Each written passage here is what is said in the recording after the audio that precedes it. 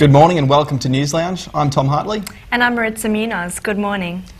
How are you doing this morning, Maritza? I'm pretty good. How are you, Tom? That's good. Very well this morning. It's been it's actually quite a warm day today. It is, and it's the end of the week, which is another reason to celebrate. TGIF, absolutely. We've got Georgie over here on sports. How are you doing this morning, George? Good, thanks, guys. That's good. What have you got in store for us today? Well, one of our own's won Paralympian of the Year, which is really great news for Australian sport, and I've got a couple of other things in store for you later. That's great. Can't wait to hear about that. And later on, we'll also be introducing you to our food reporter, Natasha Mirosh, who will be joining us every second Friday. Alrighty, now we're going to kick it over to Kathy for the news. Good morning, guys. How are you? Very well. Good. That's good. We'll head straight into the news. Making news today on Friday, the 9th of November 2012.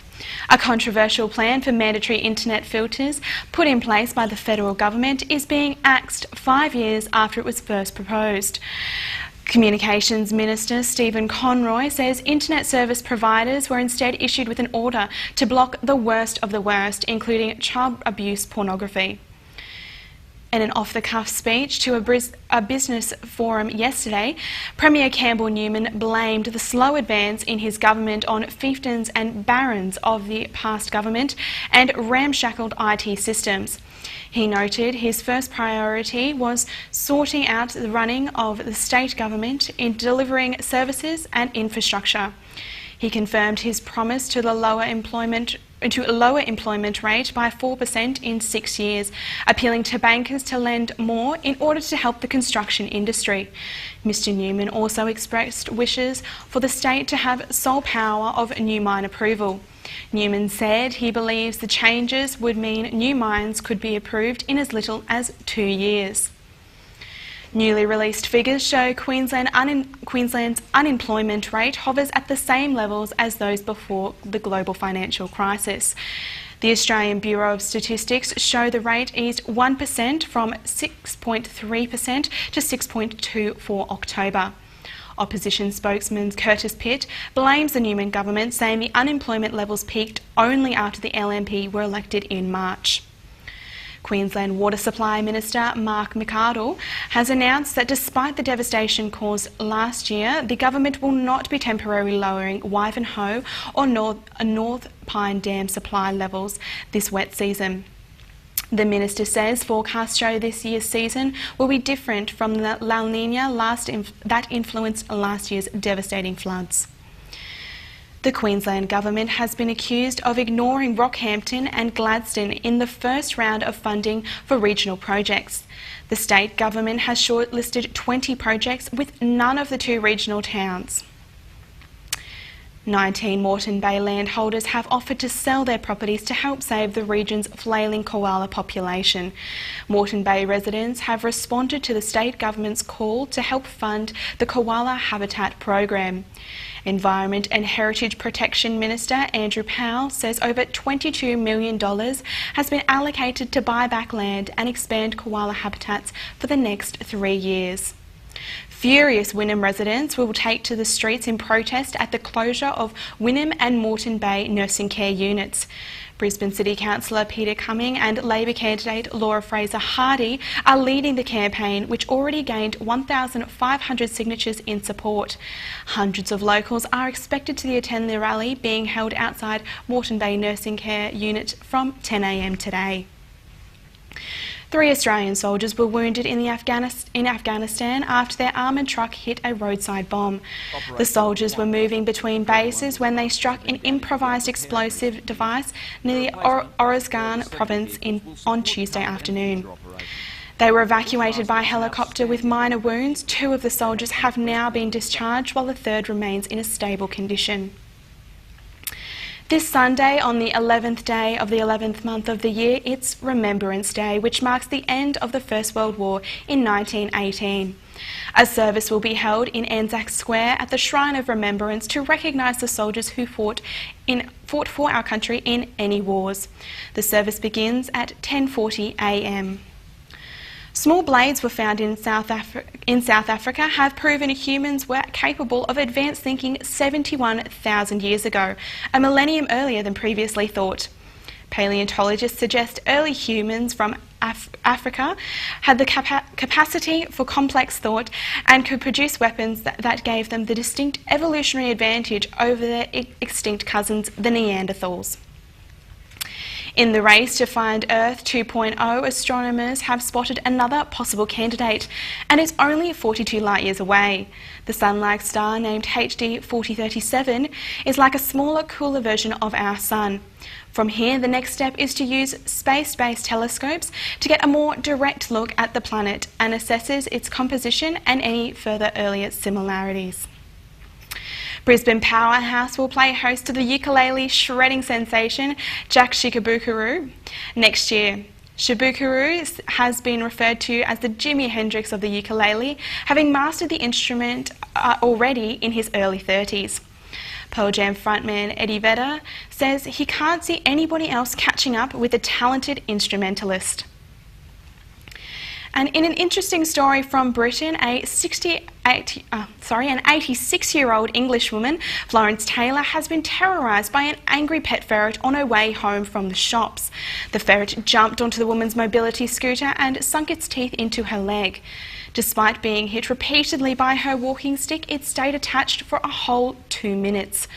After being taken to hospital, she was bandaged up and given a tetanus injection. The woman now says she is too afraid to leave her home. The police are not investigating the matter. And that's all we have for the news for now. I'll be back later in the program with some more news, a quick wrap-up of today's stories and any breaking news we may have. Back to you guys at the desk. Thanks, Catherine. Let's cut to Georgie and find out what's happening in weather. Sure, I'll get into it. Well, it looks like our mixed weather is going to continue. Brisbane is in for a shower or two this morning, with rain developing later in the afternoon. We can expect light to moderate north to northeast winds, tending to be fresh around the Bayside, and a top of 27. Looking ahead to the weekend, we can expect periods of rain and possible thunder on Saturday, with a cooler top of 23. Rain will be clearing to reveal a mostly fine day on Sunday, with a possible shower and a top of 25. And in southeast Queensland, the Gold Coast can expect a mostly cloudy and humid day with periods of heavy rain and a top of 26. There will be a few showers on the Sunshine Coast with a top of 25.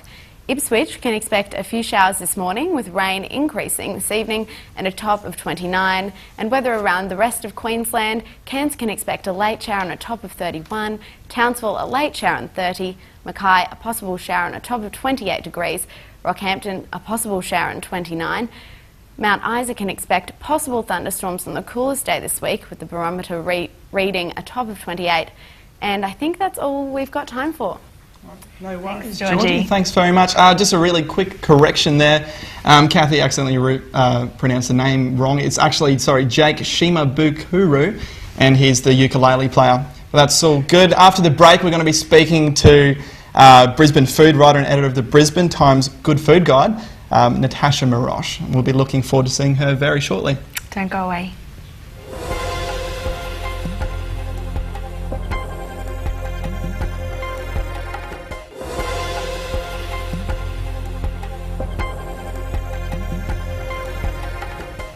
And welcome back. Now we're joined with editor of Brisbane Times Good Food Guide, Natasha Marosh, and she's got a special guest for us today. But firstly, Natasha, what's been happening in food news in Brizzy this week? Well, I think the most exciting event has been the opening of Alfred and Constance in Fortitude Valley. It's been in the planning for 4 years and nearly 15 months worth of building. There's been much anticipation among drinkers and eaters in Brisbane. And I have with me today Damien Griffiths, who is actually the owner of Alfred and Constance, to tell us a little bit more. Welcome, Damien. Thanks very much, guys. Welcome. Thank you. Well. Why do you think there's been such tremendous interest in Alfred and Constance in the past 6 months? Yeah, well, I've been busy building, so I guess, as I said, I probably haven't noticed so much, but it's a very unique project in the sense that we've taken these 2 heritage houses. They're over 100 years old. We've retained them, and we've in essence converted the properties into I guess it's a multi-bar restaurant, cafe, entertainment venue. And I guess it's the fact that we've got so many different offerings in the one venue that I think has triggered the interest, because there's in essence something for everyone. Definitely. And what sort of limitations did you face when you were going for the approval and stuff to Well, I think when you start dealing with houses that are, over 100 years old, you've just got major structural problems to start with. These houses were never designed for, to be converted to, having hundreds of people perhaps hanging out, enjoying them. So you've got a lot of structural issues you've got to deal with. We wanted to preserve the character of the houses, so we were basically all about retaining the houses, all about making them look good, but just purely like the sheer amount of construction that goes behind the scenes, engineering to make sure these houses can basically stand up to the volume of people that are going to come through. And that was the main challenge. And also today, building in today's climate is very difficult with banks and so financiers and arranging all that and getting all that kind of process. Means projects take a lot longer to come to the market today. So when you were meeting with your designers, what was the main brief and the major brief that you had for them? We wanted something where people would feel totally at home, because in essence they're two side-by-side houses, and we wanted to basically create something where it wasn't a pretentious venue. It could cater for everybody, and that's an extremely wide brief to give to a designer, because normally they're used to sort of creating for whether it's a young demographic or whether it's high end or whether it's a fine dining, and we just basically said we want to keep these houses, we want them to be really welcoming to everybody. And he set about doing putting together an interior that used everything that was old, basically. So Quite crazy interior, if I can say so. yeah, Very eclectic. There was over 1,000 items purchased off eBay, and by putting all those together, it became for the designer like curating, almost like a bric-a-brac shop. So it's quite interesting. What's the most unusual feature that you've got there? There's a number of them, and every time I walk around the venue I spot something different, because even though I've been working on the project for so long, it's like a curiosity shop basically, and I think Alex Lottazane, who did the design, is into that kind of, he wanted that feeling where guests would come and they might say, I never saw that, I didn't see that the first time, or I came back the next time and I suddenly noticed that. But there's crazy things. There's a grand piano has been recoated yellow, bright canary yellow, and that's got the DJ booth in. And there's a skeleton in the closet, and there's kangaroos with pipes hanging out of their mouths. It's very, very different, and I think We've got written here that that there are some dentist lights. There's a skeleton. Is that correct? Yes.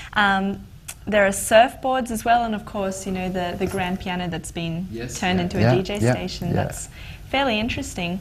Yeah, so I think Alex is all about, it's partially today, I think when you do a venue like Alfred and Constance, it's the entertainment business as well. People want to be, when they come to somewhere like Alfred and Constance, well, people are going to be amused. It's not going to be everyone's cup of tea, but certainly people are going to have a smile when they look at some of the items. They're going to say that's quirky. That's awesome. So I think Natasha has some questions to ask you about the Tiki Bar. I do. I was lucky enough to have a look around yesterday. It actually opens officially today. And for me, the most intriguing part was the Tiki Lounge, which is upstairs.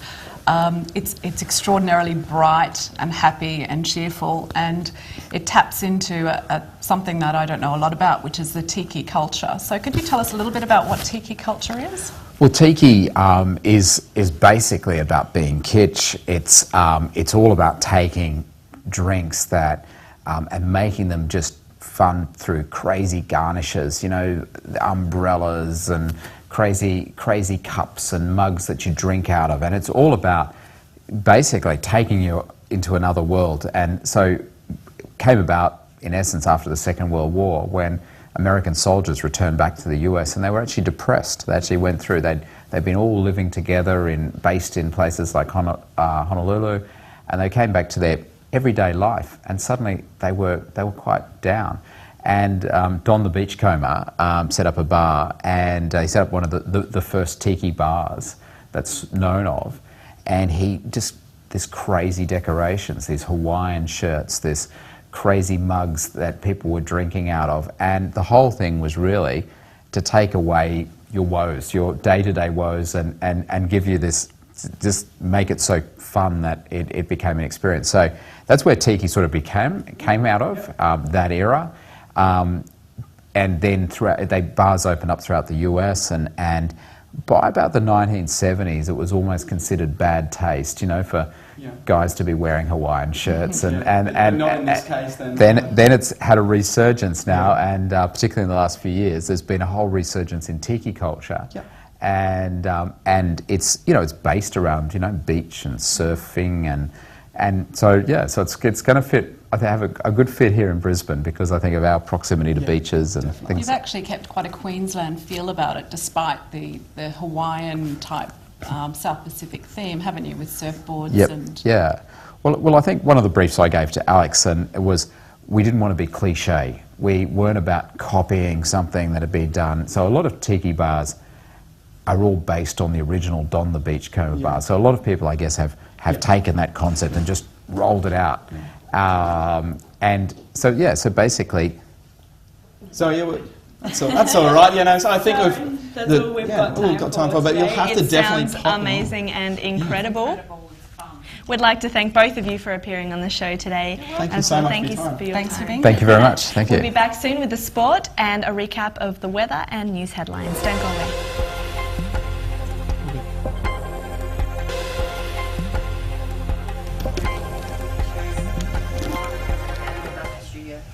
Welcome back to News Lounge. We're going to head straight over to Georgie to get stuck into the sports.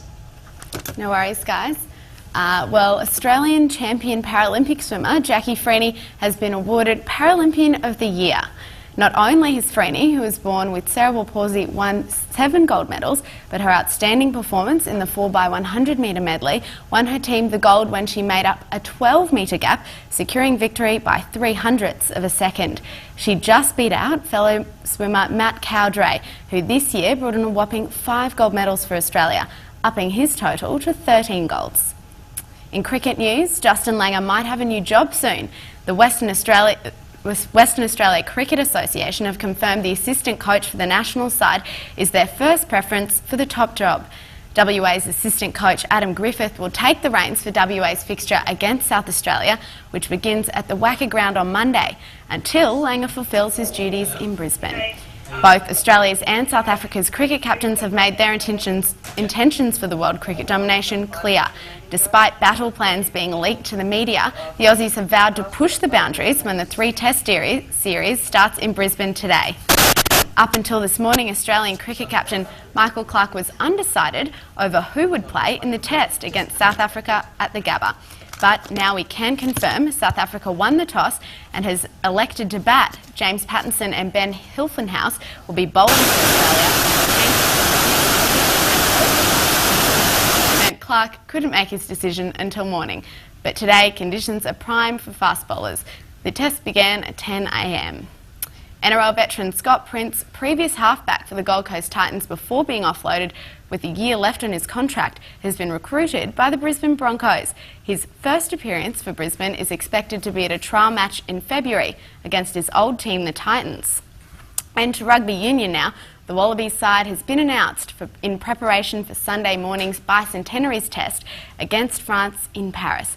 New South Wales Waratah prop Sekope Kepu and lock Kane Douglas are amongst the new entries for the starting lineup. Yesterday's team selection saw players who featured in last month's Bledisloe Cup test against the All Blacks rewarded for their efforts. Gridiron Queensland will commence their playoffs tomorrow at Wacol, which will see 8 teams slog it out from midday, and we'll be bringing you some of that action next week. That's all we have in sport today. Back to you guys. Thanks, Georgie. Let's head over back to Catherine for a quick recap of our news headlines. Thanks, guys. Recapping our news for today. A man has died during a scuffle with police officers in Wollongong last night. The officers tried to revive the man, but he was pronounced dead at Wollongong Hospital a short time later. A critical incident investigation has been launched into the man's death. Police are calling for any witnesses to last night's events to come forward. At a business forum yesterday, Premier Campbell Newman said the state should have sole power to approve new mines. He says it means new mines could be approved in as little as 2 years. And that's all we've got today for wrapping up the news. A couple of breaking stories in there, and back to you guys. Thank you. We actually have some more headlines. Hang on. That's all right. Yeah, well, we have can a briefly look. chat about what we've got going on next Yeah. week. We've actually got some red frogs coming in just before schoolies. So it's a bit of a scary time for a lot of parents. I remember back my schoolies was like 6 years ago. But I mean, 6 years ago, was it? No, I don't think I can't so. do You maths very can't well. be that That's old. why I'm doing a probably right. mainly English-speaking profession, obviously. Anyway, yeah. What about you, Maritza? I know that Supernova's on this weekend as well. We mentioned that yesterday. We had some guests in this week as well, and that's starting this afternoon. I do believe the RNA Showgrounds, if you're keen to go check that out. Yeah. What about you, Georgie? Any Plans more? for the weekend? What am I doing this weekend? Not much. I don't know. Guess I'll have to tune into the cricket and see what goes on there. I'll be following that one.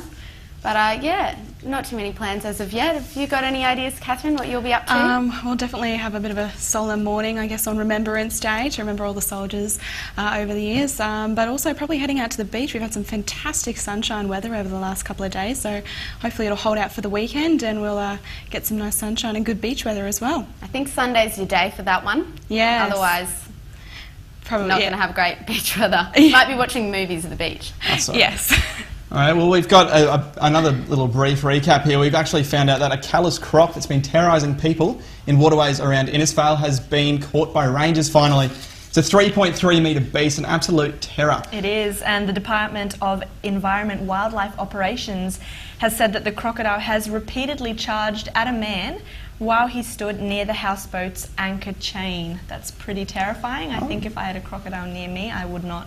It would be pretty scary. I've been bitten by a crab once. That was scary enough. It was only a little sandy as well, but I'm a bit of a wuss when it comes to reptiles. Imagine a crocodile, yes, no. all right. There are also fears of an alien attack after the BBC have declined to broadcast investigations into a newly discovered planet that could support intelligent life. What do you think about that? That's pretty intense is what I think about that. Also pretty intense, Yeah. with crocodiles and aliens. That's all right. Anyway, that's all we've got time for today. Thank you so much for joining us on our first week of News Lounge. Alrighty, and we will see you again on Monday with Miles, and we'll also have Anna. We'll see you then.